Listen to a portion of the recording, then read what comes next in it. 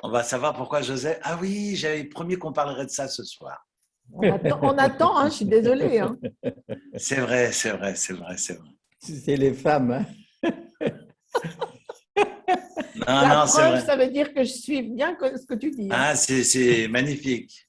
Ah, mais je vois qu'il y a encore des gens qui arrivent. Alors, on va juste connecter Jonathan. Et puis après, on commence, si vous êtes d'accord. Voilà. Et merci, Reftov, Xavier. Merci à Sarah de faire tous ces enregistrements. Et puis, est-ce que tout le monde m'entend? Oui. D'accord. Enfin, Si moi, vous je êtes, suis... Attends. si vous êtes d'accord, je vais prendre un texte où je n'ai pas tous les commentaires autour. Mais on a fermé les micros, Eric, c'est pour ça qu'on ne te répond pas. Ah. Alors moi, il faut que j'apprenne le langage des signes. Ce serait mieux. Tu sais, Eric, que tu pourrais projeter ton texte sur le Zoom, mais il faudrait que tu le scannes sur ton ordinateur C'est ça. et tu le partages. Comme ça, nous, on peut voir le texte en même temps. C'est juste. Il faudrait que je fasse ça. C'est très simple. Alors, je vais faire un essai cette semaine, si j'ai un moment, et c'est promis. Blinéder, je projette la prochaine fois. Mais j'imagine que vous avez tous des textes sous la main. Non, moi, j'ai pas de texte, justement. Mais tu Aïe! vas nous faire la lecture. Non, pour moi. Alors, non, je vais faire lecture, évidemment. Alors, si vous êtes d'accord, ce que j'aimerais partager avec vous, d'abord, la première chose, vu qu'on est dans des moments d'émotion, parce que je ne vous le cache pas, j'ai perdu ma belle-sœur et c'est pour ça que j'étais à Strasbourg, c'est pour ça que j'ai mis le cours à ce soir. C'est Esther qui a perdu sa grande sœur. Et donc, c'est pour ça qu'il a fallu reporter le cours à ce soir. Et on va parler de larmes et d'émotions ce soir. Ça tombe bien parce que c'était réellement l'objet que je voulais traiter avec vous. Et j'aimerais m'arrêter sur un verset très bizarre du chapitre 47, verset 8 et verset 9. On sait que Abraham a vécu 175 ans et le Midrash nous dira qu'on lui a enlevé 5 ans parce qu'il était censé vivre 180, à l'instar de son fils, parce que son fils aussi vivra 180, mais pleinement 180 ans. Alors qu'Abraham a vécu 175, Dieu lui a retiré 5 ans pour qu'il ne soit pas confronté au comportement de son fils, de son petit-fils, Ésaü. Ésaü, arrivé à l'âge de la maturité religieuse, a choisi son chemin, en tous les cas, mais un chemin qui ne pouvait plaire à son grand-père. Et donc, Dieu lui a retiré ces années pour qu'il ne soit pas confronté à une vision déroutante. En revanche, Isaac va vivre 180 ans et Jacob ne vivra pas 180 ans. C'est curieux. Jacob ne vivra que 147 ans. 147 ans, en fait, il lui manque 33 ans. D'accord? Et Reftov Maurice, j'espère qu'il nous entend, qui vient de se connecter. Et donc, Jacob va vivre 147 ans. Regardez le texte, page 47, verset 8. Alors, vous connaissez l'histoire, 22 ans d'absence, miracle, je vois que Maurice est content d'avoir réussi la connexion. Alors, bienvenue parmi nous. Voilà que 22 ans, Jacob est sans nouvelles de son fils et son fils s'annonce.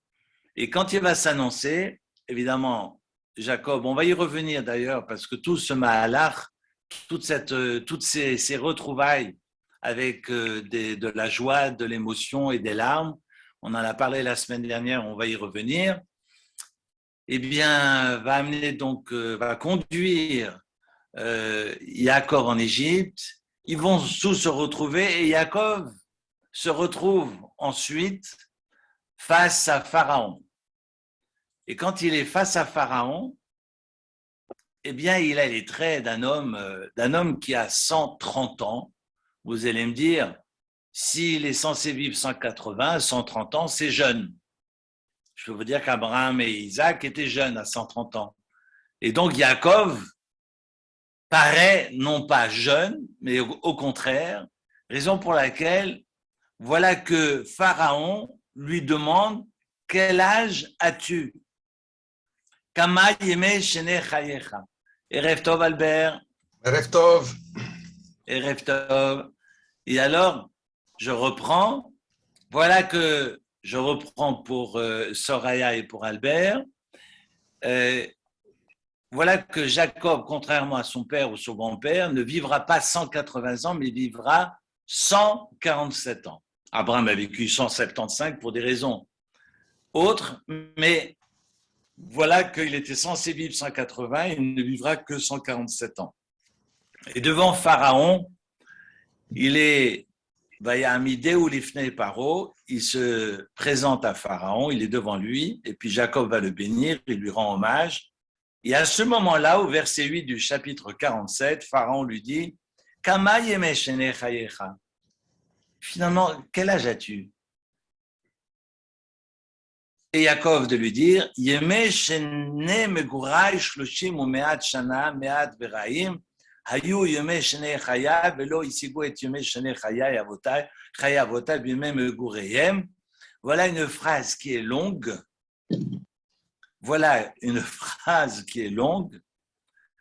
Et vous faites le calcul d'ailleurs, 1, 2, 3, 4, 5, 6, 7, 8, 9, 10, 11, 12, 13, 14, 15, 16, 17, 18, 19, 20, 21, 22, 23, 24, 25. 25 mots qui veulent dire, je vous lis la traduction, et Jacob va répondre à Pharaon, le nombre des années de mes pérégrinations sont de 130 ans. Et ça a été court et malheureux le temps des années de ma vie. Autrement dit, je n'ai pas cessé de souffrir. Et il ne vaut pas les années de la vie de mes pères et les jours de leur pérégrination parce que eux ont bien vécu et moi j'ai souffert. Dieu lui dit, c'était les mots en trop. D'ailleurs, ça paraît aussi contradictoire parce qu'il dira à ses enfants que sa vie était extraordinaire et que tous les miracles qu'il a pu bénéficier sont dus aux zechut de ses pères et qu'il a mérité évidemment les bienfaits et la bracha du bon Dieu. Et ça paraît aussi contradictoire parce qu'il est sur son lit de mort et lorsqu'il va bénir ses enfants, il va remercier le bon Dieu de la vie traversée. Et là, curieusement, devant Pharaon, il lui dit « comme j'ai souffert ». Et parce que tu as dit « comme j'ai souffert », ben, je vais retirer ces 25 mots, je vais retirer autant d'années qu'il y a de mots dans la phrase. On va lui retirer ces 25 années. Vous allez me dire, mais 147 plus 25, ça ne fait pas 180. Il manque encore des années. En fait, c'était même la question de Pharaon qui était de trop. Vous vous rendez compte? Vayomer, Paro, El, Yaakov, Kama, Yeme, Shene, Chayecha. Là, vous avez 1, 2, 3, 4, 5, 6, 7, 8 mots. D'accord? Vayomer, Paro, El, Yaakov, Kama, Yeme, Shene, Chayecha. 8 mots en trop. 8 mots en trop. Je disais.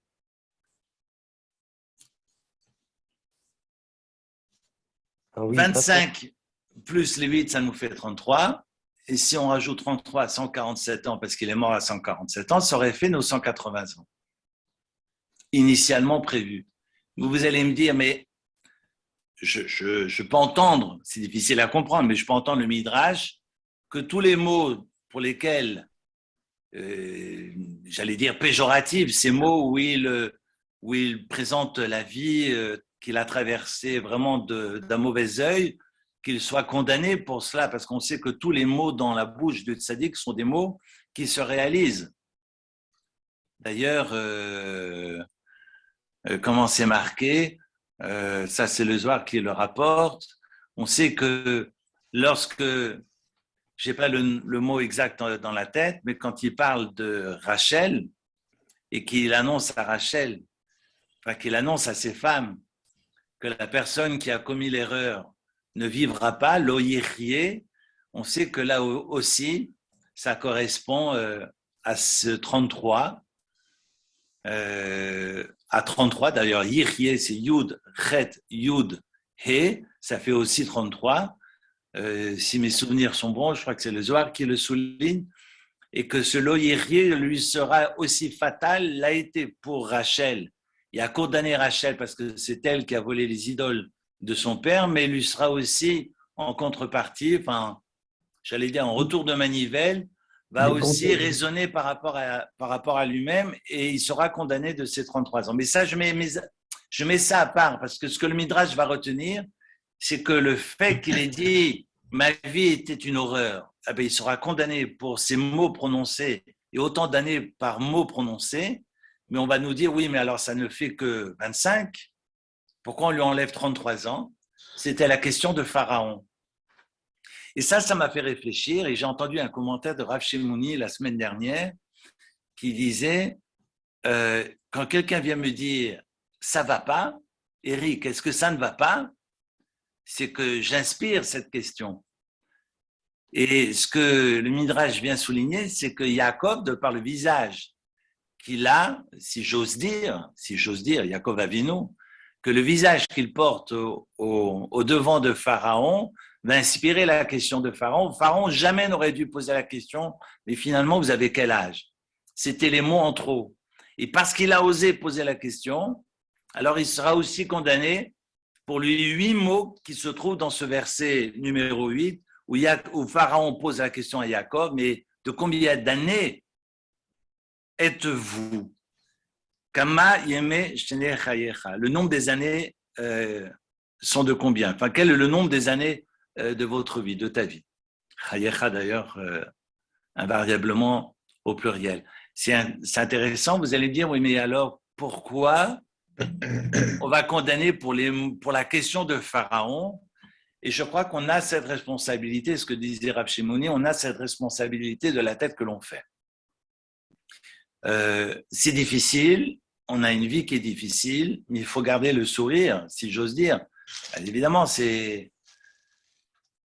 on le voit en tous les cas que ce n'est pas chose facile. La preuve, c'est que même Yaakov ne va pas inspirer finalement un regard plutôt avenant ou en tous les cas réconfortant ou bienveillant de la part de Pharaon. Baruch Hashem Yom Yom. Comment? Baruch Hashem Yom Yom. Baruch Hashem Yom Yom, exactement. Baruch Hashem Yom Yom. Que chaque jour que Dieu fait soit un jour qui est bon, qui soit les tova, et Gamzou les tova, finalement, que chaque chose qui nous arrive, qui survient, même si ce n'est pas bon, ben c'est pour le bon.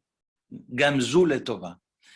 Je voulais dire ça parce que finalement, le fait que Yaakov ait amené Pharaon à poser cette question lui a été aussi fatal. Ça veut dire qu'évidemment, il n'est pas contradictoire. Certains diront qu'il a dit cette réponse, il a indiqué finalement toute cette souffrance parce qu'il ne savait pas quel mot utiliser face à Pharaon, parce que Pharaon parle une certaine langue, ou en tous les cas, il a besoin d'images, il a besoin... il ne maîtrise peut-être pas tous les concepts, et puis il est sorti de la tradition juive, et puis il a dit, voilà, la réalité est terrible, alors j'ai vécu une réalité terrible. Mais même si la réalité est terrible, il faut faire attention aux mots utilisés. Et finalement, comment je traduis mes émotions et comment je verbalise et comment je fais résonner ce qui me traverse. Je pense aussi à un texte de Miché, mais on y reviendra sur la question de visage, la manière dont le visage, lui, reflète finalement l'âme et de ce que l'on a à l'intérieur. Alors, j'ai évoqué les larmes la semaine dernière. Je trouve, en tous les cas, ce commentaire de Midrash extraordinaire. C'est pour ça que je voulais commencer avec ça. J'ai promis la semaine dernière d'évoquer toutes les fois où l'on évoque les larmes. En tous les cas, les larmes de Yosef. Parce qu'on sait que Yosef a vécu pendant 22 ans loin de papa-maman. Ou en tous les cas de belle-maman, parce qu'on sait que sa mère, Rachel, est décédée. Elle est décédée jeune, elle avait 36 ans, mais Bila était donc la personne qui a qui a supplanté, ou en tout cas qui était là pour non pas remplacer, mais au même titre que Rachel, parce que Bila a donné des enfants à Rachel. En tous les cas, Bila était là, et c'est intéressant de remarquer dans le texte de Vaïgash jusqu'à Vaïgash que Yosef, loin des parents, loin de sa famille, loin de sa table familiale, n'a jamais été ému. En tous les cas, le verset ne parle pas de larmes versées pour cet éloignement. Il a été jeté dans le bord, il a été jeté dans la fosse, dans le puits. Ensuite, il a été jeté en prison. Il a eu des altercations avec la femme de Potiphar et avec les gardes. Ensuite, il se retrouve avec ses voisins d'infortune en prison. Ensuite, la confrontation à Pharaon. On sait que des moments comme ça, évidemment, nous ne pourrions pas les vivre de la même façon. De surcroît, quand on voit que Yosef a été conduit sous le dais nuptial, sous la roupa, et que ses parents n'étaient pas là, et qu'ensuite, donc j'imagine qu'il y avait une fête après ce mariage avec Osnat, et que les enfants sont nés aussi, 2 enfants, Ephraïm et Ménaché. D'abord Ménaché et ensuite Ephraïm. Ménaché le Bechor. Kinishani, on sait que Ménaché évoque tout l'exil et l'éloignement des parents. Ephraïm vient de la fructification, mais le premier veut dire effectivement toute la tristesse et l'écartement que représente finalement la posture, la présence de Yosef en Égypte. Imaginez, je ne sais pas si vous l'avez déjà vécu, en tous les cas, généralement lorsque les enfants partent pour les études, on les retrouve très souvent pour Pessah, ne serait-ce que pour Pessah, d'avoir au moins la table de Pessah, ses enfants autour de la table. Mais même à Pessah, il n'est pas venu. Même à Kippour, il n'a pas pu rentrer chez lui. Même même sous le dais nuptial, ses parents n'étaient pas là. Et même quand ses enfants sont nés, les parents n'étaient pas là. Et pas une larme, pas une seule larme. Alors que lorsque vous ouvrez le texte de la semaine dernière, et je vous invite à ouvrir le Hamishi,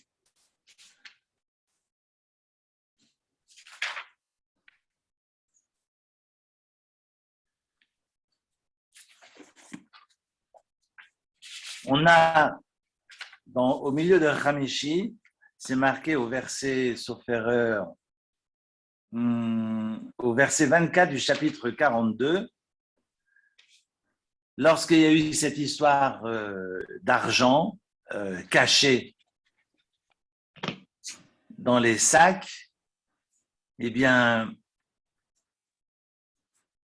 d'abord dans un premier temps, vu que Yosef leur a reproché d'être des espions, alors ils se disent l'un à l'autre, en fait, Hashemim anachnu, nous avons fauté, à la chinu asher rainu tsarat nafsho, behitraneno eleno velo shaman. Hitraneno, là on évoque effectivement la tefila, lorsque il nous criait grâce et que nous n'avions fait semblant de rien entendre, que nous ne l'avions pas entendu, et donc nous sommes punis à cause de notre frère face à son désespoir. Et là, on a, au verset 24, Vaïsom aleem vayefk. Et on a Yosef qui se tourne la tête, il ne veut pas pleurer devant eux. Et on va voir que ces larmes vont finalement être de plus en plus nombreuses. La première fois où il se met à pleurer, alors qu'il n'a pas pleuré pendant 22 ans, la première fois qu'il pleure, il tourne juste la tête, on est au verset 24 du chapitre 42, Vayefk. Donc il s'éloigne d'eux, il pleure et puis il revient, il leur dit allez prendre Shimon. D'ailleurs, le Midrash va nous dire que Shimon ne s'est pas laissé faire et qu'il a hurlé, que tous les gardes qui essayaient de le prendre, ils tombaient par terre, ils en perdaient les dents. Le seul qui a réussi à le prendre, c'était Ménaché. Quel âge avait-il d'ailleurs? En mon humble avis, il avait à peine 8 ans et demi, mais bon, on sait que les enfants de Jacob étaient des surhommes et que Ménaché est le seul à avoir réussi à prendre Shimon par les bras et l'amener en prison. Et Shimon va dire, et c'est le Midrash qui nous le rapporte, « Ouh là là, celui-là, il est de chez nous. » Parce que c'est pas possible, les Égyptiens, de toute façon, on le sait, que Yehuda pouvait les manger tous tout crus, mais il ne l'a pas fait pour des raisons propres. Mais voilà que Ménaché va prendre Shimon, va le jeter en prison. Alors le verset ne nous le dit pas, qu'il aurait dit, ah ben celui-là il est de notre famille. En tous les cas, on voit Yosef qui se détourne.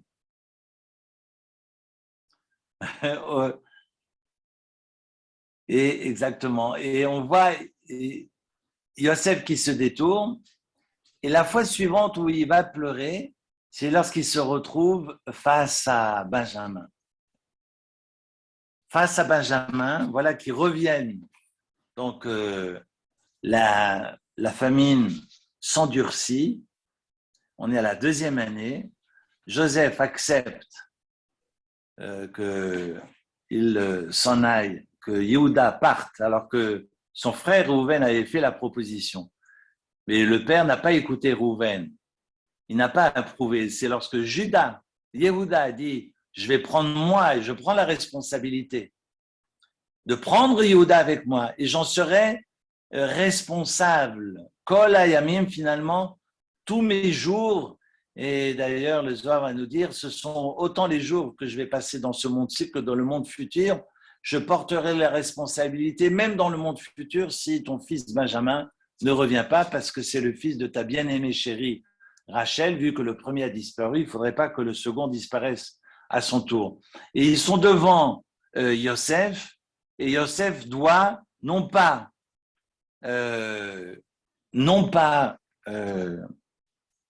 juste se détourner, mais il doit changer, il doit passer dans la pièce d'à côté. C'est marqué au verset 30 du chapitre 43. Vayemer Yosef ki nichmeru rachamav. Je ne sais pas si j'ai Rashi ici. J'ai un texte de Rashi. Alors, je vais vous dire ce que dit Rashi là-dessus. Vayemer Yosef, et Yosef se dépêche de sortir, car nichmeru rachamav el achiv, parce que toute sa, j'allais dire, sa miséricorde, mais sa rachamim, sa tendresse pour son frère s'est émue, enfin, je dirais, est montée en lui, et il a eu besoin de pleurer. Vayivakesh livkot, vayavo achadra. Il est parti dans la pièce d'à côté, dans le cabinet, pour y pleurer. Vayichatz panav, il a dû même se laver le visage avant de revenir pour ne pas montrer les traces de larmes. Et Rashi va nous dire, alors regardez bien, c'est verset 30 au chapitre 43. Regardez pourquoi il va pleurer. Parce que quand il va pleurer, c'est qu'il est face à son frère, à son jeune frère, Achichem Akaton, Hashem Amartem Elai, Bayomer Elokim Yochnecha Beni. On est juste avant le Shevi. Et curieusement,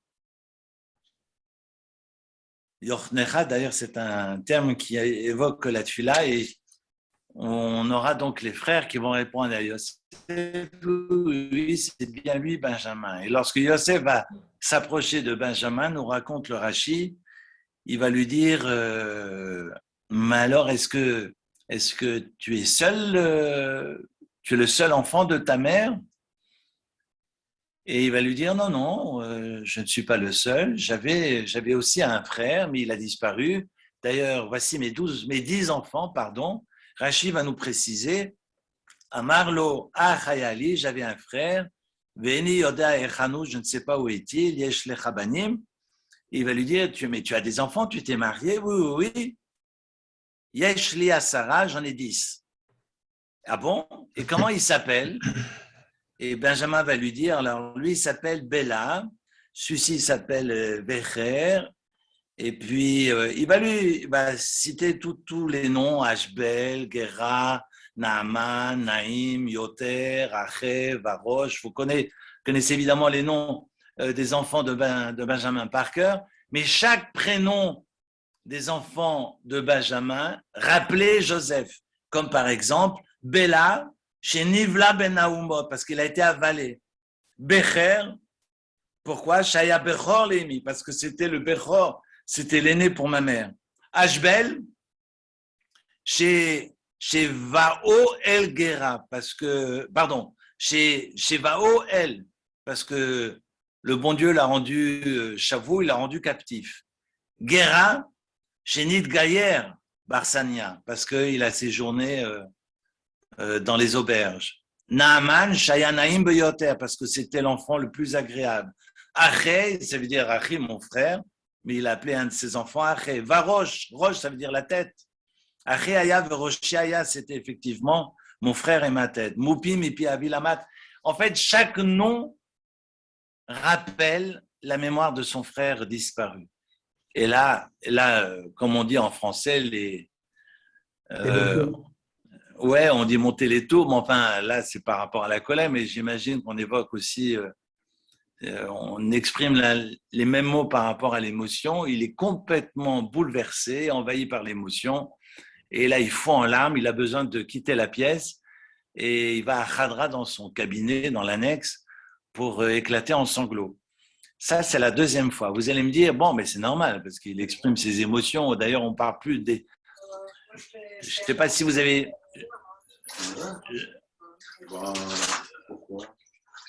Allô, allô. Alors, oui. Non, ce que j'expliquais, c'est qu'on a... On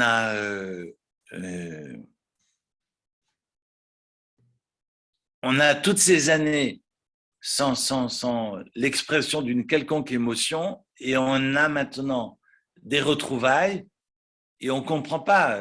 On comprend pourquoi il a pleuré, mais on comprend pas pourquoi toutes ces années, alors qu'il, je pense, avait tous les droits, et aucune larme n'a été versée jusque-là.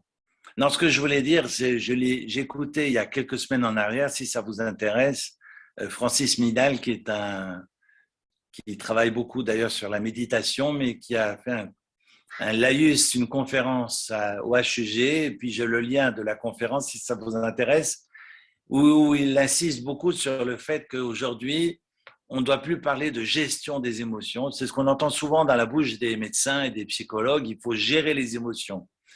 Et Midal qui dit, on gère des portefeuilles à la banque, mais on ne gère pas les émotions.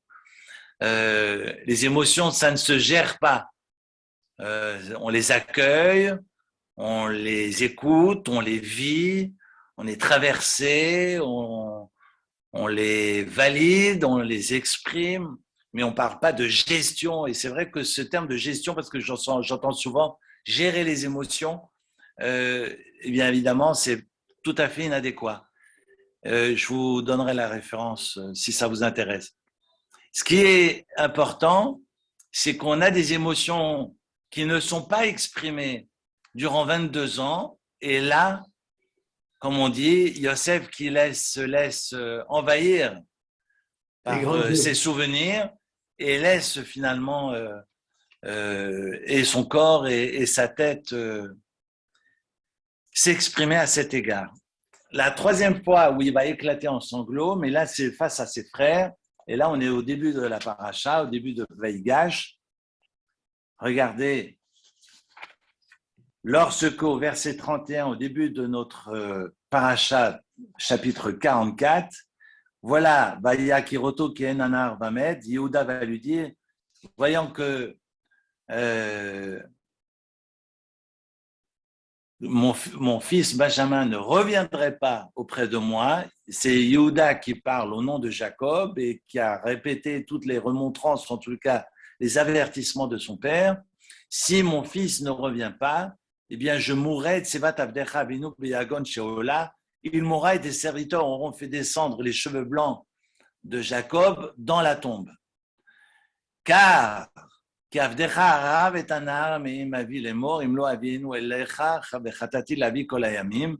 je le disais au début du cours, si je ne le ramène pas, je serai coupable à jamais envers mon père. Kol hayamim, tous les jours, signifie les jours d'ici, les jours d'en haut. Vata yeshevna etc. Raison pour laquelle il voit que Yehuda est prêt à prendre sa place et à être évêque à la place de Benjamin. Et Velo Yachol, et c'est le début du chapitre 45, là on voit bien que ce ne sont pas d'ailleurs, les Juifs qui ont fait le découpage des chapitres. Parce que ce n'est pas un chapitre nouveau, on est exactement à la suite des propos de Judas. Judas termine de parler, Velo Yachol Yosef Litapek, et on a Yosef qui ne peut pas se retenir, et qui dit, garde, sortez, que tout le monde sorte, laissez-moi seul avec ces hommes. Il leur parle en égyptien. Et on est au chapitre 45, ça n'a aucun sens de couper le sujet en deux, et on comprend pourquoi ce ne sont pas les Juifs qui ont fait les chapitres. Bon, enfin, on y reviendra si ça vous intéresse. Yosef ne voulait pas finalement se révéler devant les Égyptiens. Et puis il se met à pleurer, et toute l'Égypte a entendu. Également la maison de Pharaon. Yosef et Yosef va dire à ses frères, je suis au chapitre 45, verset 3, Yosef va dire, Ani Yosef, c'est moi, Joseph. Haod Avichai. Alors, on pourrait lire, si on lit la question, est-ce que papa vit encore? Ils viennent de dire que son père vivait, Yehuda. Ils viennent de dire, si on ne le ramène pas, on va entraîner notre père dans la tombe. Donc, évidemment qu'il est encore en vie. Mais Ahod Avichai veut dire, avec tout ce qu'il a passé, tout ce qu'il a porté, tout ce qu'il a supporté, il est encore vivant. Ahod Avichai. Velo yachlo echav la'anot oto. Et voici que les frères ne pouvaient pas lui répondre. Kini valo mi panav. Évidemment, ils sont complètement quoi? Complètement ébahis, complètement choqués, complètement traumatisés par cette révélation. Et Yosef qui va reprendre le discours. C'est intéressant. On pourrait aussi se poser la question, mais ce n'est pas l'objet de mon cours, mais je vous soumets la question qui est importante. Comment se fait-il que Yosef ait attendu 22 ans pour se révéler? Alors vous allez me dire, mais c'était dans les desseins du bon Dieu. Ok, soit. Yosef était en prison, on ne pouvait rien dire.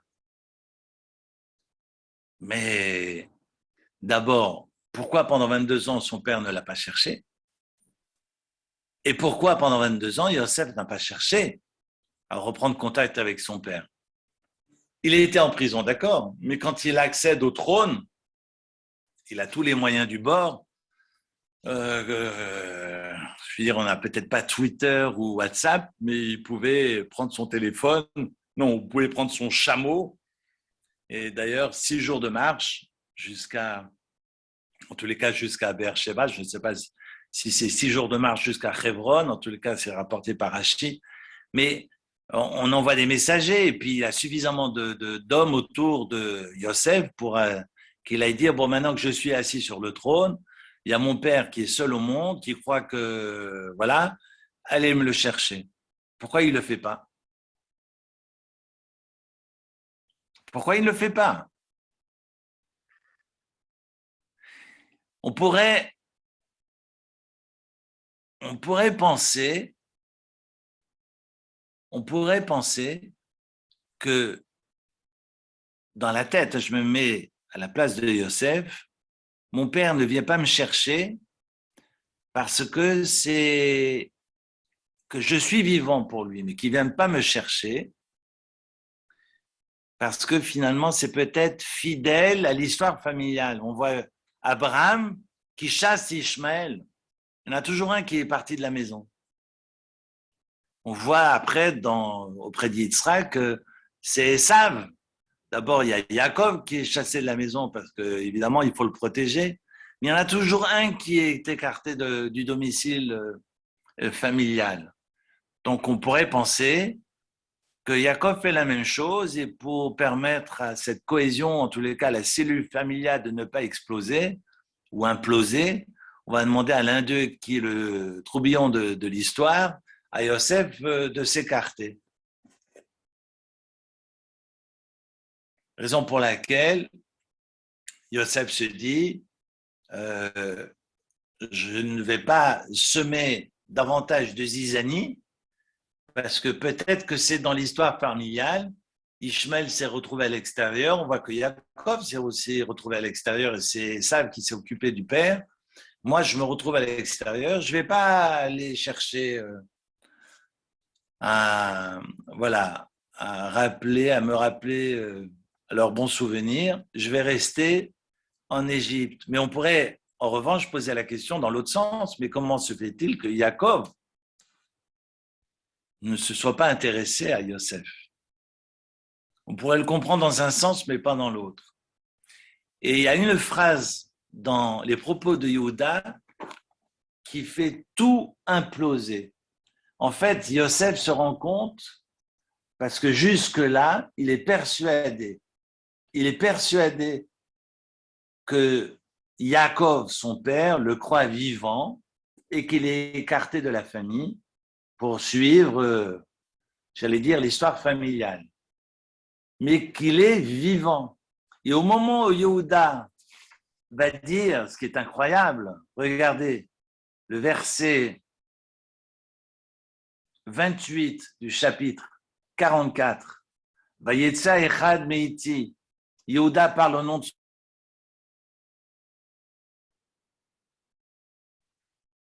Torah velor iti vadena. Vous savez que ma femme a donné 2 enfants et que l'un disparu et que celui-ci qui a disparu, il a été Tarov Toraf, Trefa, il a été déchiré. Tarov, ça ne veut pas dire pas caché, Taref. Taref, ça veut dire déchiré, que cet enfant a été dévoré par les bêtes et qu'il est mort. C'est pour ça que je ne l'ai pas revu jusqu'à maintenant. Ah bon? Mais c'est pas ce que je pensais.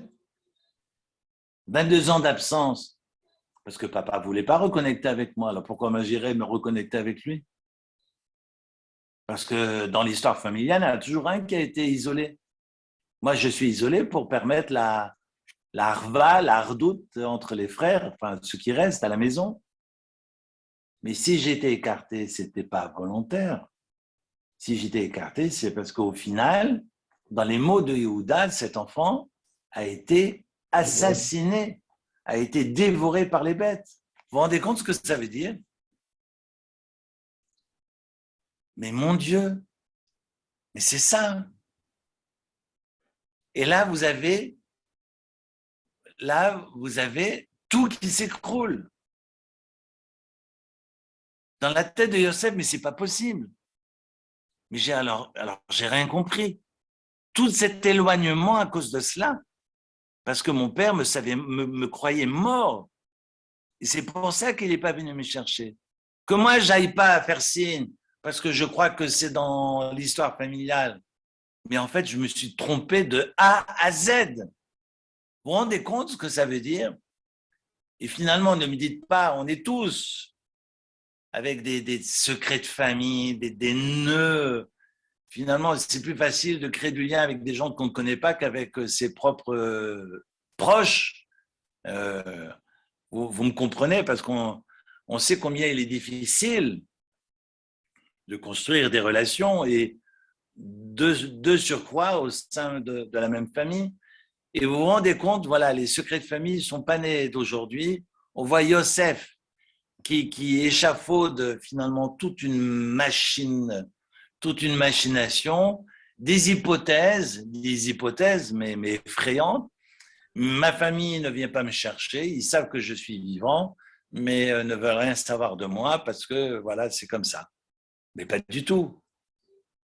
Papa me croit mort. Et là, ça donne une autre lecture, mais alors totale, finalement, du début du texte de Vaïgash.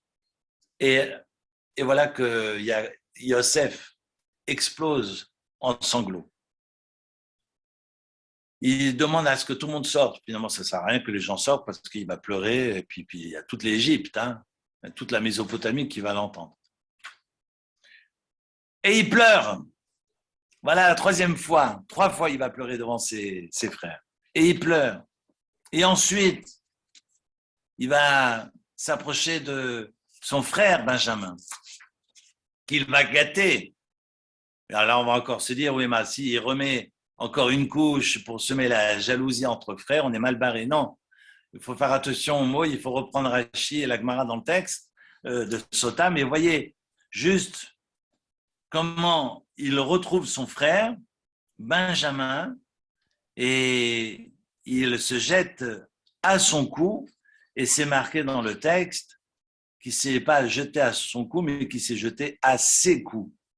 Regardez juste le verset 14, Vayipol al Tsavere Binyamin Achi Vayevk, et il est tombé au cou au pluriel de Benjamin, sous-entendu, il va pleurer pour Benjamin 2 fois, parce qu'on sait que Benjamin occupe en partie le mont du temple, parce que le temple de Jérusalem se trouve en partie l'entrée sur le territoire de Juda et le Saint des Saints sur le territoire de Benjamin.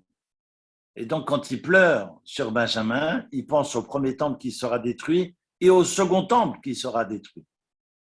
Et ou Binyamin Bachal Tsavarav, nous dit le verset 14, et Benjamin va pleurer sur le cou de Joseph. Pourquoi? Parce que le temple portatif, le Mishkan, était à Shiloh, et Shiloh est sur le territoire de Joseph avant que l'Arche Sainte ne vienne sur Jérusalem, avant l'édification du temple. Et encore une fois, il va pleurer sur les épaules de tous ses frères, et puis ensuite il va leur parler. Et là, on est au verset 15 et verset 16 du chapitre 45. Incroyable. D'ailleurs, lorsqu'il va retrouver son père, il va tomber évidemment sur les épaules de son père. Et je vous montre juste le verset parce que c'est important.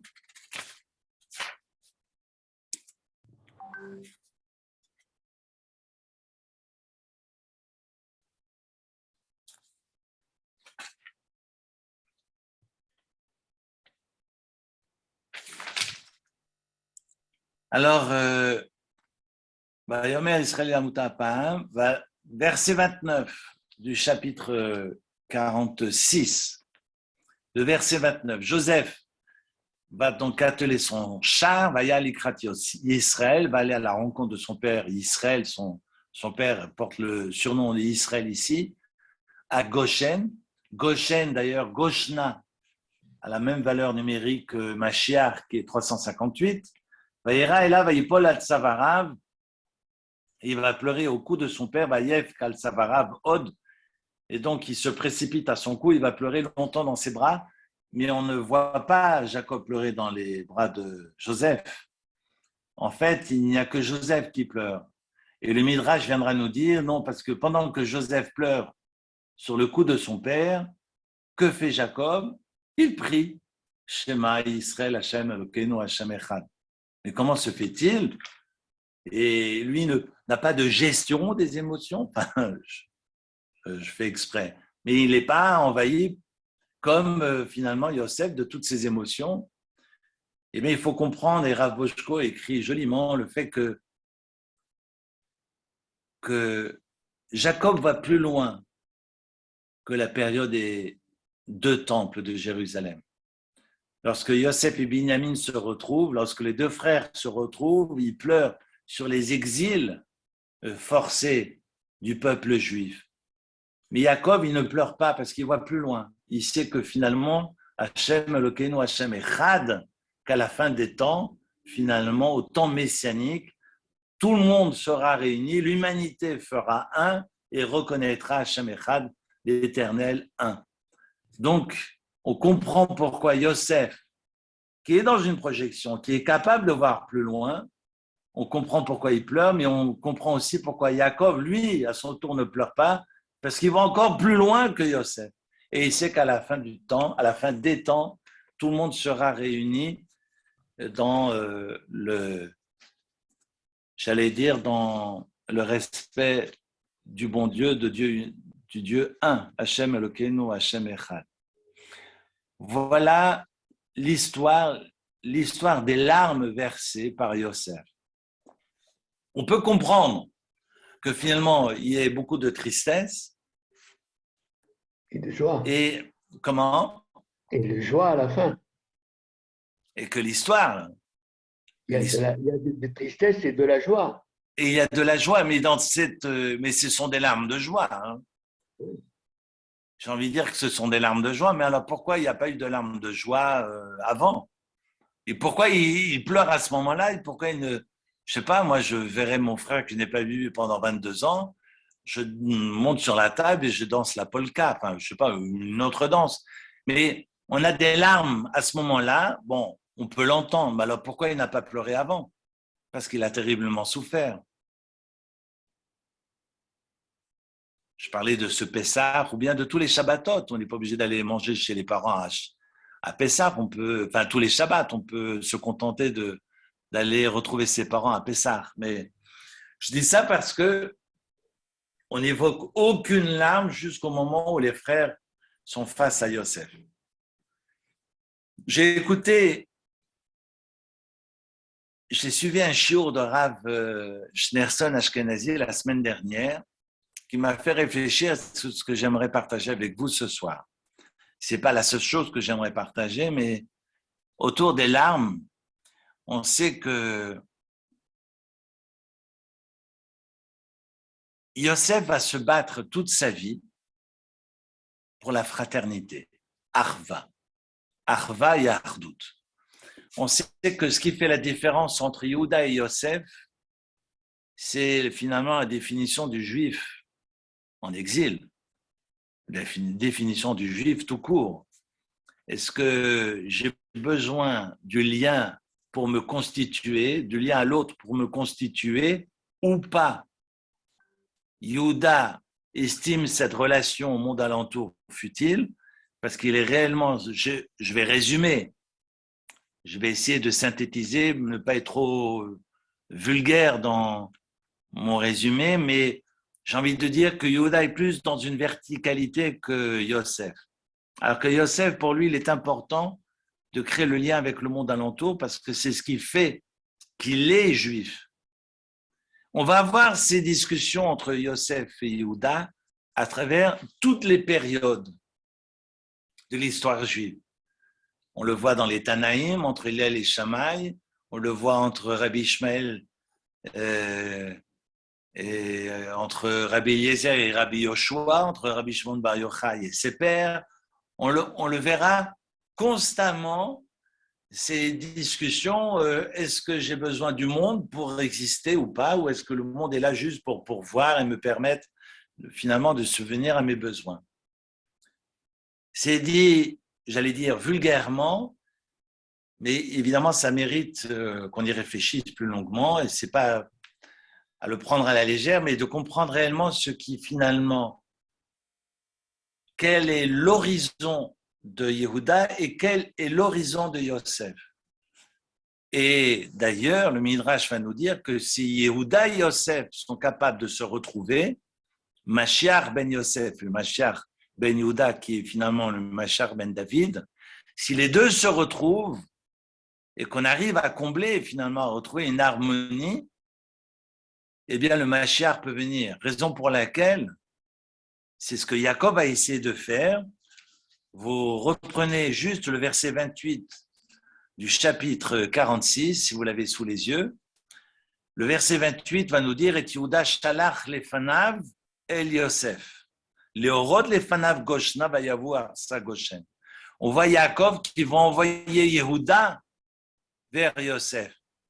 Et c'est marqué pour préparer les horot, pour préparer le terrain. Parce que si on est juif à Genève ou au Caire ou à Alexandrie, il faut qu'on ait un lieu pour étudier, il faut des lieux qui nous permettent de rester qui nous sommes.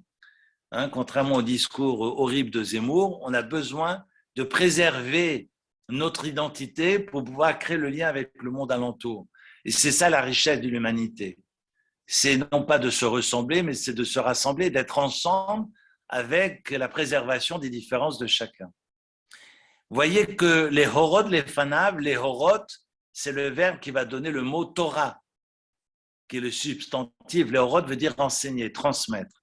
Et que Yehuda a été envoyé auprès de Yosef pour préparer finalement la yeshiva qui sera à Goshen, dans le territoire de Goshen, à Goshen, pardon. Donc le mot Goshna, curieusement, Goshna veut dire aussi Mashiach, que si Yehuda et Yosef se retrouvent, alors le Mashiach peut venir. C'est pas moi qui lis, c'est le verset 28. Vet Yehuda shalach lefanav el Yosef, le rod lefanav Goshna, va y avoir sa Goshen. Yaakov va tout faire pour que Yehuda et Yosef se retrouvent.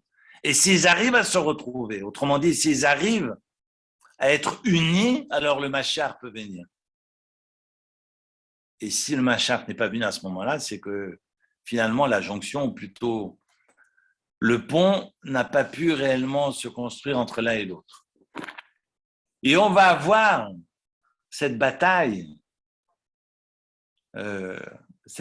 qui va traverser l'histoire juive. Bataille spirituelle, hein, on s'entend.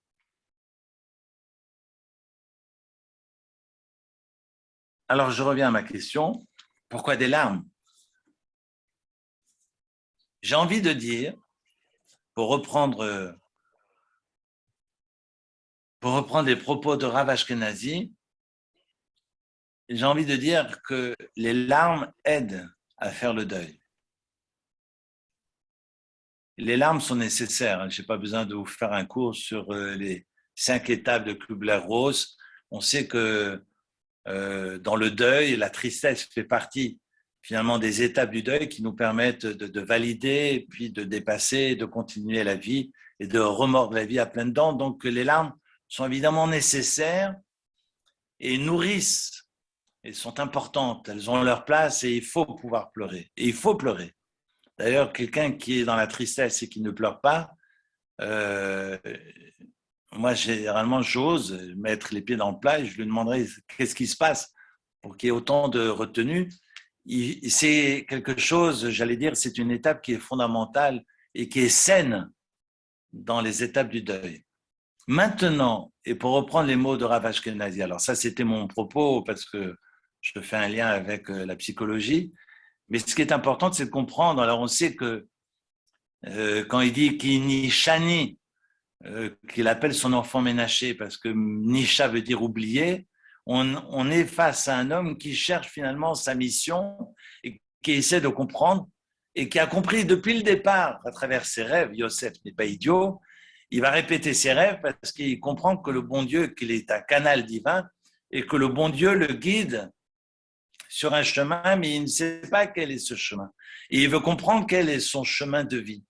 Et il va passer du temps, même avec ses voisins d'infortune en prison, de comprendre quel est son tafkid, quelle est sa mission sur Terre.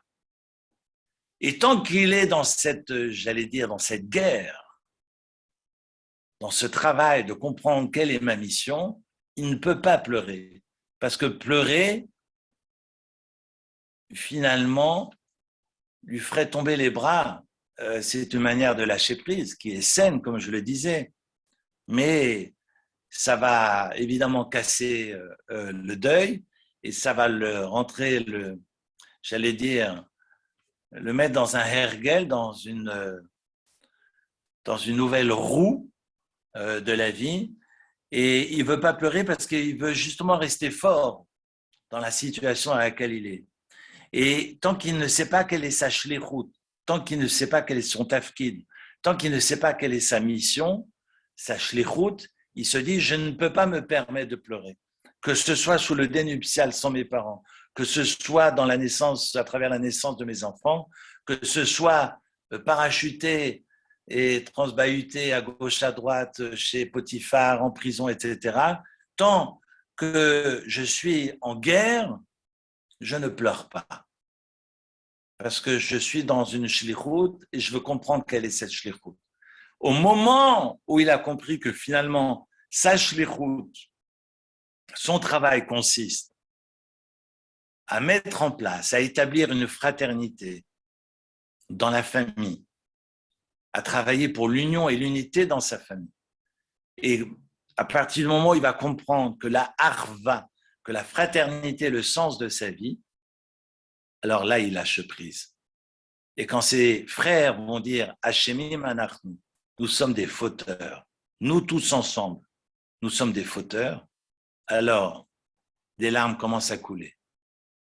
Lorsqu'il est face à Yehuda qui dit « Je suis prêt à rester esclave à la place de Benjamin, alors que n'ont pas la même mère, alors là, il a besoin de sortir pour pleurer. Et lorsque tous ses frères sont ensemble face à lui et se mettent en colère parce qu'ils veulent absolument être solidaires et montrer cette fraternité, Yosef est obligé de se révéler. Et ils font en larmes parce que les émotions parlent maintenant. Cette arva est devant lui. Cette ardoute et cette arva, cette fraternité et cette unité dans la famille est maintenant concrète. Et là, il ne peut résister et les larmes coulent et il explose en sanglots et il dit « Je suis Joseph ». Oh, Davichai, est-ce que mon père, avec tout ce qu'il a traversé, peut encore vivre? Il est temps que vous alliez le chercher. Est-ce qu'on a encore une minute? Eric, j'ai une petite question, Oui. si tu permets. Moi, quelque J'en chose qui me frappe beaucoup, c'est qu'on arrive vraiment à ce moment d'une véritable libération, parce qu'il y a eu des mensonges, il y a eu du silence. Oui. Et ce moment de libération est succédé par un grand refroidissement de ce qui va se passer très rapidement dans le texte, en Égypte jusqu'à là.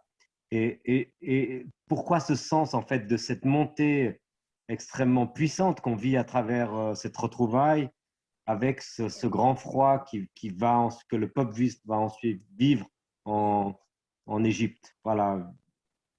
Après évidemment, moi, les desseins du bon Dieu, je ne peux pas les expliquer. On peut comprendre après coup, rétroactivement, mais on sait aussi que sur le plan collectif, les desseins ne sont pas desseins, E-I-N-S, ne sont pas explicables comme sur le plan individuel. Et sur le plan collectif, le bon Dieu a décidé, je ne peux pas l'expliquer. Ce qui est sûr, c'est que là, tu parles d'un épisode qui s'est passé lorsque Yaakov avait 130 ans et l'asservissement va commencer près de 20 ans plus tard. Donc, il y a quand même une période j'allais dire, euphorisante pendant plus de 17 ans. En tous les cas, ce sont ces 17 ans que va vivre Jacob en Égypte. Et lui-même le dira d'ailleurs, ma vraie vie, ce sont ces 17 ans-là qui seront des années d'allégresse, de joie et de quiétude. Et cette quiétude, jusqu'au moment où il va retrouver son fils, ne sont pas. 17 ans, depuis le moment où il arrive jusqu'à sa mort. Donc, il va y avoir une période euphorisante. Et après, le vent tourne et on sait bien que lorsque les Juifs prennent trop la place et sont trop visibles, que la jalousie ambiante reprend le dessus et je n'ai pas besoin de vous faire un dessin, on l'a déjà vécu, que ce soit en Égypte ou il n'y a pas très longtemps. Ne serait-ce qu'en Israël à l'heure actuelle. On voit tous ces buildings et forcément les pays autour n'ont pas de building et puis peut-être qu'ils ont aussi envie d'avoir des buildings à leur tour. Enfin bref, la jalousie tue. Merci. Alors, mais ça répond et ça répond pas, mais on peut comprendre qu'il y a un mektoub sur le plan collectif qui n'existe pas sur le plan individuel. Et ça, le bon Dieu a dit à Abraham, ta descendance sera asservie en Égypte. Maintenant, entre la décision du bon Dieu qui seront asservis pendant 210 ans, finalement, ils ne seront asservis que pendant 86 ans. Hein.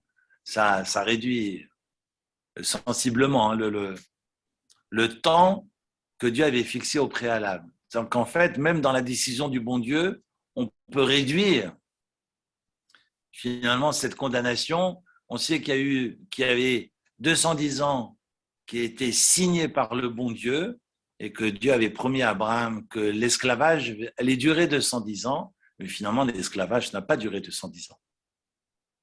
On y reviendra, on verra dans les calculs, finalement, pas du tout. Donc, on a aussi la capacité, même quand le bon Dieu a pris des décisions, de remettre en question et de bousculer la décision.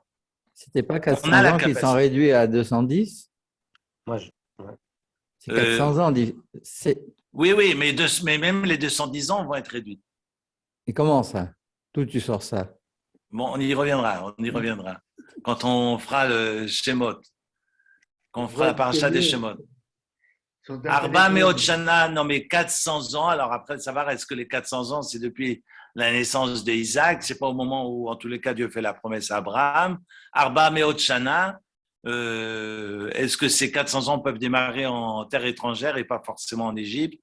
On les déduit des versets, mais là j'oublie les 400 ans, je vous parle des 210 ans, parce qu'on dit finalement ils ont été asservis pendant 210 ans, mais même les 210 ans n'ont pas été 210 ans d'esclavage, parce qu'on a vu que tant que les frères de Yosef étaient vivants, l'esclavage ne pouvait pas commencer. Ah. L'esclavage ne pouvait pas commencer tant que le dernier frère de Yosef était encore vivant. Et on sait qu'ils ont évidemment disparu, décédé, et que tant que les frères sont vivants, l'asservissement ne peut pas commencer. Au final, ça va durer que 86 ans. Boum, patatras. Évidemment, il y a tout ce qu'on a, toutes nos représentations qui s'écroulent, mais on y reviendra, c'est dans la paracha de Shemot. Voilà, pour vous dire que même, pourquoi j'évoque ces 86 ans, c'est que même dans les desseins de Dieu, je peux, de par ma prière et mon comportement, changer le cours de l'histoire. Extraordinaire, extraordinaire. Je continue? Oui. On arrête là. Non, continue. Dernière chose.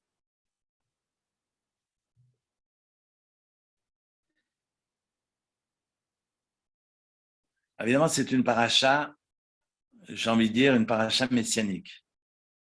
De toute façon, la Torah n'est pas venue me raconter des petites histoires pour endormir les enfants le soir. J'ai plutôt envie de dire que la Torah formule mon histoire. C'est-à-dire que je constitue mon histoire à partir du texte. Sinon, ça n'a pas de sens. Alors voilà que Yosef envoie des charrettes que Pharaon lui a données, mais aussi ses propres charrettes. Et lorsque Yosef envoie les charrettes pour annoncer à son père qu'il est vivant, son père va voir les charrettes et son père va cesser d'être triste. Je vous invite à reprendre le chapitre 45 si vous avez le chapitre 45 sous les yeux, versets 25, 26, 27, 28. Ils sont remontés d'Égypte avec les charrettes de Joseph et ils vont dire au papa, Od Yosef Chai. D'ailleurs, c'est pas évident de dire à un père qui est en deuil depuis des années, ah finalement, ton deuil, non, c'est rien du tout, finalement il n'est pas mort, il est là, il existe. Faut y aller mollo, hein. On prend généralement des psychologues, on le met à part, on lui explique. C'est un travail, c'est même un métier aujourd'hui. Donc, même dans les traumas, on n'annonce pas les choses comme ça. On va dire, dans le Midrash, que c'est la fille de Hacher, Serach, qui sera capable de l'annoncer d'ailleurs à son grand-père, à Yaakov, que Yosef est vivant. Et elle va le faire en chantant. Et c'est parce que c'est elle qui va réussir à convaincre le grand-père qu'on va, dans le Midrash, nous annoncer qu'elle va vivre longtemps. Mais alors plus longtemps qu'on ne le croit. Je ne vais pas rentrer maintenant dans les détails, mais les Midrashim m'ont fait perdre les cheveux ce Shabbat. Mais voilà que Serach va lui dire « Od Yosef Chai, Od Yosef Chai, Od Yosef Chai, Od Yosef, Od Yosef, Od Yosef Chai ». Bon, on chante pour David, mais là, il va le chanter pour Yosef. Et puis, évidemment, j'imagine que Yaakov est dans ses gmarottes, assis dans le fauteuil, et puis il voit sa fille avec la petite fille jouer à la guitare, Od Yosef Chai. Il dit, mais c'est quoi, qu'est-ce qui se passe?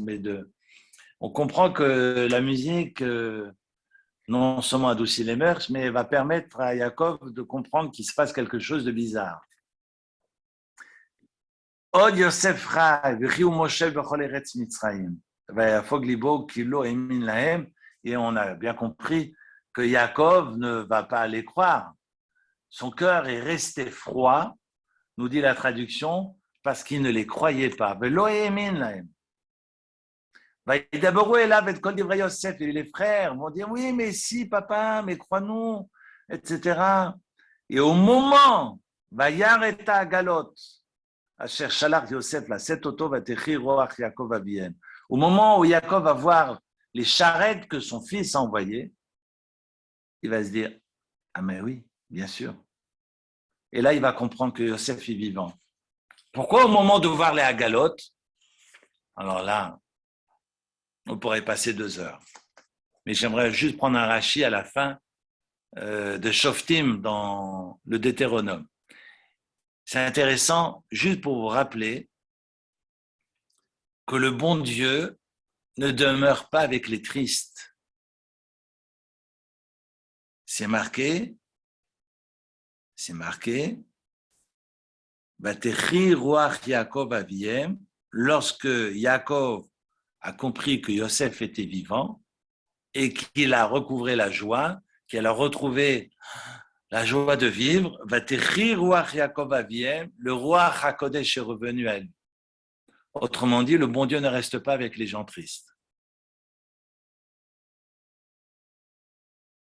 Le bon Dieu ne reste pas avec les gens tristes. C'est pas moi qui le dis, c'est le verset. Le bon Dieu est revenu à Yaakov et c'est là qu'à partir de ce moment, Yaakov n'a jamais pu parler avec le bon Dieu pendant 22 ans. Maintenant que Yaakov a retrouvé la banane, le bon Dieu lui dit maintenant, écoute-moi bien. Et c'est marqué, Vayomer Elohim, les Israël, Memarot Alayla, au chapitre suivant, verset 2 du chapitre 46, et le bon Dieu va dire à Yaakov, tu peux descendre en Égypte. D'ailleurs, c'est pas parce qu'on est confronté à la même situation que le résultat va être le même, parce que Yitzhak qui a vécu la famine va se retrouver à Beersheba, et bien Marot Alayla est dans les songes, le bon Dieu va lui dire non, toi tu es un korban, toi tu peux pas sortir d'Israël. Comme un korban ne sort pas du Beth Amikdash, toi tu es comme un korban qui ne doit pas sortir de Retz HaKodesh, qui ne peut pas sortir d'Israël, tu vas rester ici. Yaakov qui comprend qu'il doit retrouver son fils, va aller à Beersheba, dans les mêmes conditions que son père. Il lui dit, et moi, alors qu'est-ce que je fais? Il y a la famine, je fais quoi? Le bon Dieu lui dit, de Marot Alaya dans les songes, toi tu peux partir. Vous voyez que finalement, c'est pas parce qu'on est dans la même situation qu'on va réagir de la même façon. J'aime beaucoup les gens qui disent, ah mais j'ai vécu ça il y a 10 ans, et c'est comme ça qu'on a fait, donc c'est comme ça que tu dois faire. Mais non, tais-toi, regarde, la preuve c'est que on apprend des versets que dans la même situation, on peut avoir 2 réactions, finalement 2 conséquences différentes. Relisez, ça c'est Léon Ashkenazi d'ailleurs qui souligne ce passage et qui dit attention, c'est pas parce que 2 situations se ressemblent que forcément, d'ailleurs on apprend ça par les pharmaciens, je suis malade aussi, j'ai la même chose que toi, j'ai une angine, tu as pris des antibiotiques, passe-moi tes antibiotiques parce que j'ai la même chose. On sait très bien qu'on ne va pas soigner de la même façon. Mais alors ça c'est pour simplifier finalement l'explication. Mais Rav Ashkenazi va nous dire, c'est pas parce que Yaakov va vivre ce que son père a vécu qu'il ne partira pas en Égypte. Non, lui à son tour va devoir partir en Égypte parce que le bon Dieu a décidé qu'il descende en Égypte.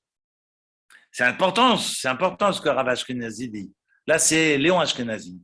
Ce que j'évoquais par rapport au l'âme, c'est Rav Shneor Ashkenazi. Non, Léon Ashkenazi c'est Manitou. Et moi je vais parler tout à l'heure des larmes. C'est une autre lecture d'un Rav qui est en Israël et qui est vivant chez Badel et Chaim Tovim. Alors simplement vous expliquer que Yaakov a retrouvé la joie de vivre et que le bon Dieu revient à lui. Pourquoi à ce moment-là il est heureux? Parce qu'il voit les Hagalot. En quoi les Hagalot va lui permettre de retrouver le sourire? Parce que les Hagalot lui fait rappeler l'étude qu'il partageait avec Yosef, avant qu'il ne dise à Yosef, pars voir tes frères qui sont partis vers Shechem, voir ce qui s'y passe. Et il ne reviendra plus. On connaît l'histoire. Les Hagalot font penser à l'étude qu'ils étaient en train de partager, et c'était l'étude de la Egla Arufa. Hagalot, Egla, une similitude au niveau des mots. La Egla Arufa, c'est l'histoire ou le cérémonial de la génisse que l'on va tuer dans quel cadre? Alors, c'est pour ça que j'évoquais la fin du Deutéronome dans Shoftim.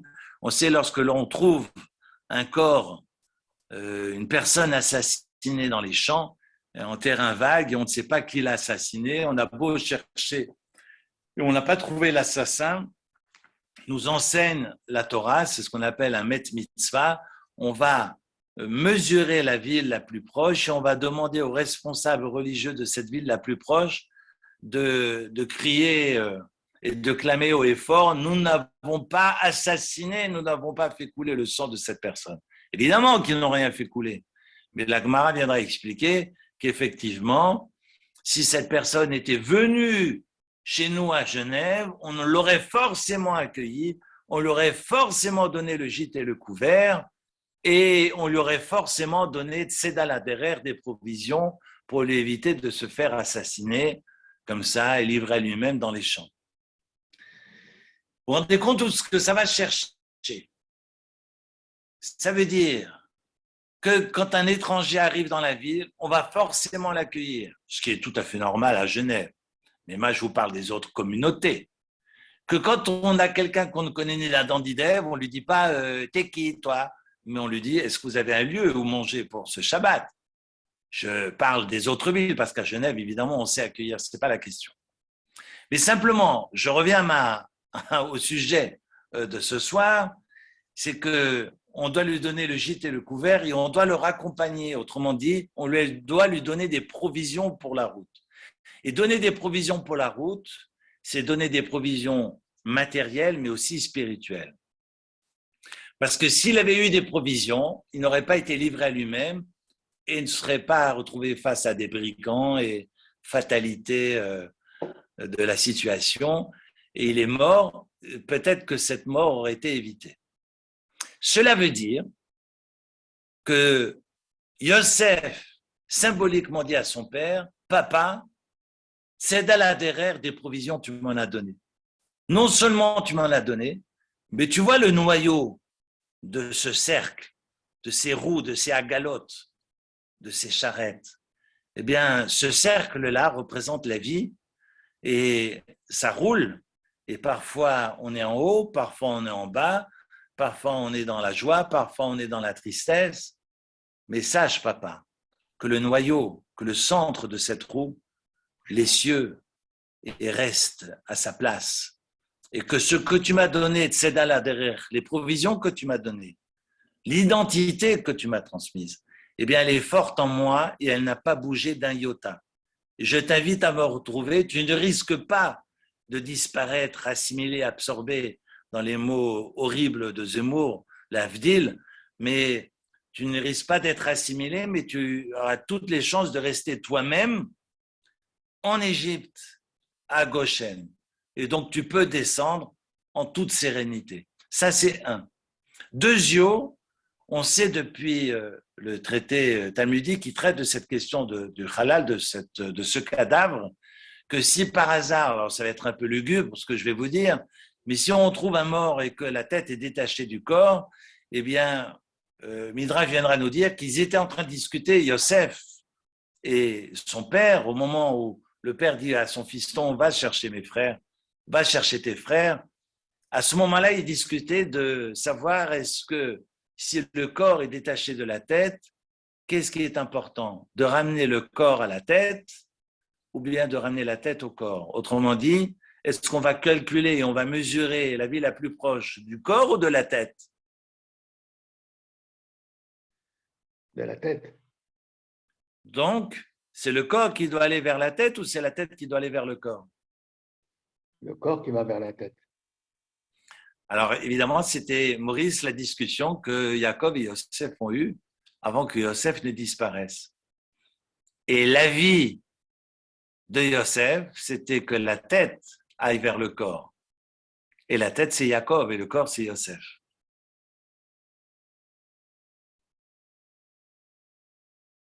Maintenant, papa, je suis vivant, je t'envoie les charrettes.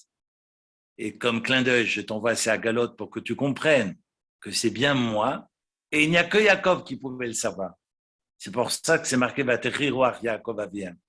À ce moment-là, Jacob retrouve le sourire. Il a compris qu'il est vivant. Et puis la deuxième allusion, j'étais pas d'accord avec toi. On calcule à partir du corps, donc c'est à la tête de rejoindre le corps. Donc c'est à toi de venir. Joli. extraordinaire. Cela veut dire que, évidemment, on a du boulot à faire, mais